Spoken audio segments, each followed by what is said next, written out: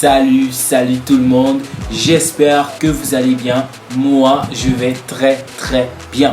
Si on se retrouve dans cette vidéo aujourd'hui, c'est pour vous parler de 3 astuces comment faire pour débuter cette année, pour sortir premier de ta classe sans effort. Tu veux savoir, reste jusqu'à la fin et tu bénéficieras de cette opportunité. On se voit tout de suite après le générique.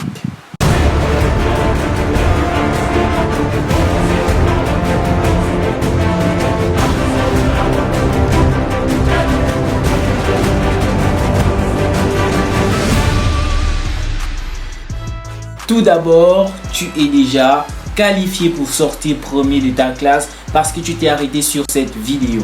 Oui, cela prouve que tu veux vraiment être premier de ta classe. C'est-à-dire que tu as eu à chercher des moyens pour être premier ou pour être meilleur parmi les meilleurs. Et c'est déjà quelque chose de très important. J'étais comme toi, j'étais un élève moyen et j'avais l'habitude de faire quoi?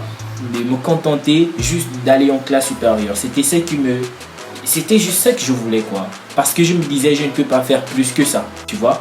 Mais il fut un jour où j'avais vraiment envie d'être premier et j'ai commencé par faire ce que tu fais. J'ai cherché des vidéos en ligne, comment faire pour devenir premier et j'ai eu beaucoup d'astuces et j'ai eu à les appliquer et il y a d'autres que j'ai pu développer moi-même que j'ai vu des résultats. Donc c'est déjà quelque chose de très important de rechercher des moyens pour devenir premier de la classe. Il fut un temps où j'avais posé la question à un de mes camarades qui sortait premier, on était très amis, il m'avait demandé je lui avais demandé comment tu fais pour sortir premier et il me disait je travaille, c'est le travail. Et ça me foutait les boules parce que j'avais l'impression que tu veux dire que nous on ne travaille pas assez. Et je me disais non, lui il doit toucher de la magie comme la plupart le pensent en Afrique, que être premier, on a touché, on a fait des stylos magiques, tout ça. Non, je suis la preuve vivante qu'il est possible de quitter de zéro, de nul à premier de sa classe. Voilà, et c'était jusqu'en terminale, plus personne ne sortait devant moi. Pourquoi? Parce que tout a commencé par une rage et c'est de ce dont on va parler. Nous allons d'abord parler sur le plan psychologique et nous allons parler des 3 moyens. Après, qu'est-ce que j'ai envie de dire quand je parle du plan psychologique? C'est d'avoir des objectifs, c'est d'avoir des ambitions. Il est impossible de te mettre à travailler dur si c'est pour une chose que tu n'aimes pas, que tu ne veux pas faire. Est-ce que tu comprends? Exemple, tu veux devenir le plus grand footballeur du monde. Il est sûr et certain que parce que tu veux devenir le plus grand footballeur du monde, tu vas peut-être travailler en dehors des heures de travail. C'est-à-dire que les entraînements sont terminés, mais toi, tu vas chercher à travailler plus que ces heures-là parce qu'il y a quelque chose que tu veux. Et c'est exactement la même chose au niveau des études. Quand tu as des objectifs, qu'est-ce que tu as envie de faire dans la vie? Moi, par exemple, je voulais voyager, je voulais aller à l'étranger. Et je le suis aujourd'hui grâce à Dieu. Dieu merci. J'avais dit que je veux aller à l'étranger. Et par le moyen des études. Tu vois, c'est comme ça que cette pensée a commencé à me ranger, tu vois. Donc il fallait absolument trouver les moyens pour y arriver. Voilà, tu vois. Et ces moyens étaient quoi? Je me suis donc mis au travail. C'est aussi simple que ça. Donc, ayez des objectifs, développez en vous une rage, une soif de vouloir accomplir ces objectifs-là.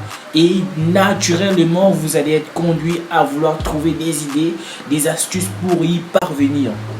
Tous les moyens sont bons, comme on le dit chez nous. Donc, une fois que tu as fait tout cela, tu vas voir les résultats. Tu verras les résultats. Donc, on va donc maintenant parler sur les 3 astuces. Assez parlé. Je sais que c'est ce que vous attendez. Alors, quelles sont ces 3 astuces? Je vous parle de ça tout de suite. Première astuce. Ne négligez aucune matière. Aucune matière. La plupart des élèves choisissent les matières qui se sentent les plus aisées, alors que vous devez absolument donner à fond dans des matières que vous ne comprenez pas. Vous devez faire le contraire. Au lieu de regarder des matières que vous aimez, que vous comprenez, regardez les matières que vous n'aimez pas. Parce qu'en réalité, c'est là-bas que vous perdez des points. Parce que si tu maîtrises telle matière, pourquoi te donner autant d'efforts dans une matière que tu maîtrises déjà? Donc déjà, c'est comme si tu perdais du temps. Apprends à aimer les autres matières. Cela va te permettre d'être polyvalent. Et en étant polyvalent, tu marques des points partout. C'est comme ça que j'ai commencé à faire. J'étais toutes les matières, j'ai arraché les points, j'étais toujours devant. C'est moi qui avais la meilleure copie. Et ça énervait les autres. Moi-même, j'y comprenais rien. Je comprenais pas ce qui se passait. Mais c'était ça. Je travaillais les autres matières. Le but de cette vidéo n'est pas de vous pousser à travailler comme des malades. Tu vois, c'est pas ça le but de la vidéo. Je suis juste en train de vous expliquer que apprenez à aimer toutes les matières. C'est la première chose. Considère toutes les matières à leur juste valeur. Ne te dis pas, c'est les PS, c'est l'anglais, c'est l'espagnol, ce sont les mathématiques, c'est l'histoire. Non, non, non. Moi, j'étais très nul en maths. Très nul. Mais j'étais arrivé à un niveau où j'étais le deuxième de ma classe en mathématiques. Qui était premier devant moi en mathématiques? Je parle de mathématiques, je ne parle pas de la classe. Il était premier parce que lui sortait d'une série scientifique. Il a dû changer pour venir dans une série littéraire. Et c'était pour cela qu'il sortait devant moi. Et c'était de justesse. C'était vraiment à une moyenne. Par exemple, quand il a 17, j'ai 16. Tu comprends un peu? Donc, pour te dire que je ne comprends pas moi-même comment j'étais arrivé à ce niveau. Mais c'était la rage. Bref, on a déjà parlé de ça. Donc, c'est la première chose. Aime toutes les matières et tu renforces tes points. Tu renforces... tu assois ton territoire, tu comprends? C'est la première chose. Deuxième astuce, écoute attentivement les explications des professeurs. C'est quelque chose d'indispensable. Indispensable. Assieds-toi au premier banc, deuxième, troisième au trop. Ne t'assois plus derrière. Car quand tu es derrière, tu vois toute la classe et tu vois les gestes de chacun, comment tout le monde parle et ça te distrait. Mais quand tu es au premier banc, tu ne vois que le professeur. Donc, toute ton attention est devant le professeur et tu écoutes facilement les explications. N'hésite pas à poser des questions, même si les autres se moquent de toi, parce qu'en général, chez nous en Afrique, les gens aiment tendance à se moquer des gens lorsqu'ils posent des questions et tu poses des questions bêtes, mais eux, ils ne connaissent pas ce que ça signifie. Pose des questions, pose tant que tu ne comprends pas. Pose des questions, écoute attentivement, suis les cours. Et quand tu vas rentrer à la maison, je t'assure, tout sera facile. Tu vas comprendre plus facilement tes cours. Donc, c'était ce que je faisais et ça marchait très bien. Donc, un cours qui pouvait être très difficile à comprendre parce que tu as suivi les explications des profs. Quand tu vas relire le cours, pendant que tu lis le cours, en même temps que tu lis le cours, tu penses aux images. Les images viennent dans ta tête et ça te rappelle ce que le prof a dit par rapport à telle chose. C'est très important parce que l'homme retient facilement tout ce qui est image. Donc c'est important. Quand ces images reviennent, tu dis ah oui, il a dit ça. Et le cours devient facile à réviser. C'était la deuxième chose. La troisième astuce, c'est quoi? Il faut refaire les exercices d'application une fois que tu rentres chez toi. En mathématiques, en tout cas dans la plupart des matières, les profs aiment donner des exos d'application en classe. Ces exos-là, il ne faut pas les négliger. Si un prof te donne des exos d'application, tu pars chez toi, en tout cas quand tu as du temps, mais en tout cas ne fais pas en sorte qu'il y ait trop de temps, il y ait trop d'écart. Non, il faut que ce soit encore frais dans ta tête. Donc une fois que tu seras chez toi, tu te reposes, tu dors, tu manges, mais trouve du temps pour refaire ces exos d'application. Qu'est-ce que tu fais? Tu refais d'abord tout seul. Et puis tu compares avec ce que le prof a fait vu qu'il y a la correction. Si tu vois ce que tu as faussé, tu refais jusqu'à ce que tu trouves tout. Donc n'aie pas honte de guetter, de regarder. Tu es chez toi, tu fais ce que tu veux. Tu ne triches pas, tu es chez toi, tu fais ce que tu veux. C'est très important. Fais tes exercices d'application et puis tu verras, la plupart des profs ne font que donner dans des devoirs ce qu'ils vous ont déjà montré. Tu vois, même s'ils changent un peu des petits trucs, mais tu auras une idée de ce qu'il faut faire. Et si tu fais ça tout le temps ou dans n'importe quelle matière, tu auras toujours des résultats. Notre prof de maths, il aimait faire des interros et à chaque fois, j'avais toujours la chance de dépasser celui qui était meilleur que moi en mathématiques, parce que moi j'ai travaillé comme ça.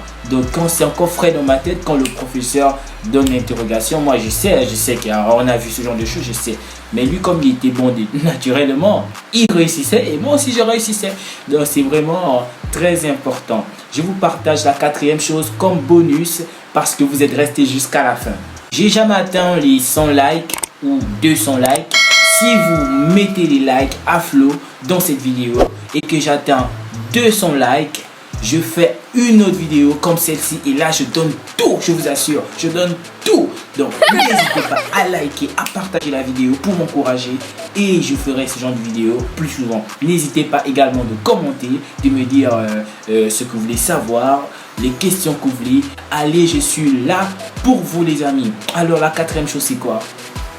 Faites des résumés de tous vos cours, surtout les cours comme Histoire Géo, des cours comme l'anglais, des cours comme... moi j'ai laissé ces cours là en fait, donc vous savez ces cours qui ont énormément de lignes, énormément de pages. Faites des résumés. D'autres appellent ça des fiches de lecture. Quoi qu'il en est, faites cela, ça marche, je vous dis. Beaucoup ne le font pas parce qu'ils se disent que c'est une perte de temps, rester là, écrire.